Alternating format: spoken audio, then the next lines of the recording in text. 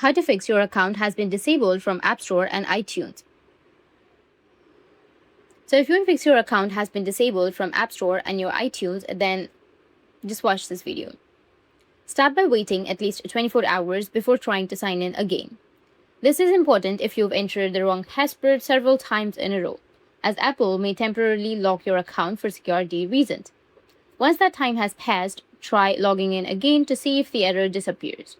If the problem still appears, the next step is to reset your Apple ID password. Open up your Settings application, go with the name which will be on the top, and select the Sign In and Security. Then tap on Change Password. Enter your current device password, and then type in a new password, confirm it, and then tap on Change to finish. Once the password has been updated, try signing in again to check if the issue is resolved. Sometimes this error can be caused by a minor software glitch, so to fix it, sign out and then back into your iCloud account. If your account is still disabled, it might be due to unpaid charges or outdating billing details. Open up your settings and then tap on your name and go with Media and Purchases, which will be on the bottom. Tap on View Account. Tap Manage Payments and view your card details and billing address. Once you've updated the information, tap Done and save the changes.